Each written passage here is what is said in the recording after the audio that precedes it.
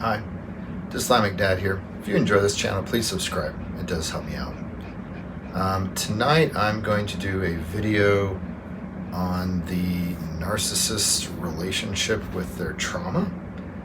I haven't really found anything, written, any articles or videos specifically dealing with this issue from like the perspective or the angle that I was hoping for. So I thought I'd make this video. So everyone knows that, narcissists are made, not born, based upon their childhood trauma. One of the things that people also know is that narcissists will never admit that they are a narcissist, and that confronting them even out of kindness and compassion and being like, look, I want you to get better, you meet all the criteria and I think it would be helpful, they'll just go running out the room, probably out of the house or out of the state. I mean, they just do not want to hear it. And so I was curious how deep that goes and maybe even why. And I was starting to think about some of my own experiences with my covert narcissist ex, and how very early on in the relationship, even I would say during the love bombing phase, there would be instances where things would blow up, and I would go to her and I'd say, okay, what the hell was that? And she would say, oh, well, such and such, situations triggering for me because of my childhood, and just spell it all out about her horrible childhood, her horrible mother, her horrible dad, horrible siblings, etc., and lay it all out. And at the time I didn't know that she was a narcissist, and honestly I didn't know what narcissism even was, and so I didn't connect any of those dots. I just thought, oh, okay, she's got a lot of childhood trauma and she hasn't dealt with it because it pops up in the relationship. There's a lot of different things that trigger her. Half the time they don't. I mean, she's got a lot of issues related to stuff that she says happened to her in the past. And so I would literally go to her and I just say, look, I want things to work out for us. You cannot ignore this. Like, you need to go to your therapist, talk about these things that have happened in your childhood and work on them, because if those things don't get handled, this relationship is not going to work out and I'm going to have to leave.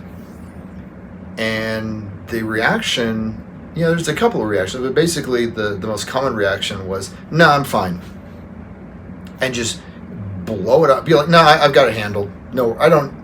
And make it clear, I do not need to work on my childhood with my therapist. I will not work on my childhood with my therapist. And I believe, that is something I do believe her when she said she had zero interest in getting better with regard to her childhood trauma, and she has zero interest in bringing up anything that far in her past with regard to her childhood in therapy and working with her therapist. So she was just like, no, I'm fine.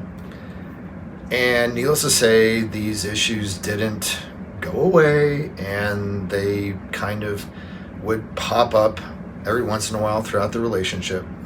And unfortunately at the time I didn't know what I know now, and I stayed, and I just was confused, but I knew how strongly I felt for her, so I thought, oh well, maybe things will get better in the future. And they never do.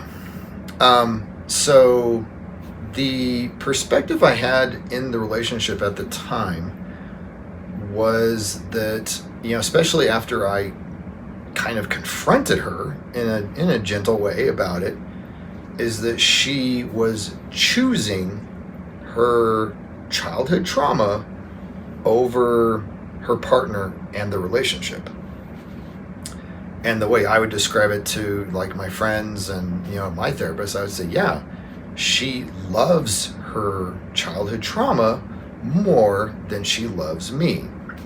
And I know my therapist would yell at me a lot for saying that.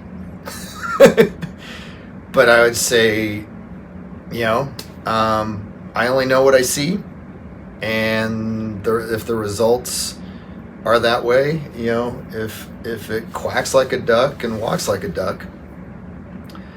And so it was just this weird, really weird place to be, even that early in the relationship, during the love bombing phase and the beginning of the devalue phase, where I was just kind of scratching my head, where she would just have these moments where she'd be triggered, and it would be from childhood trauma, and just know that she wasn't going to make any attempt to address that or fix it or get better. And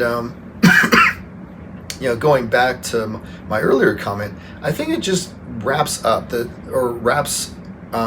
around to that earlier idea of how the narcissist will never admit that they are a narcissist.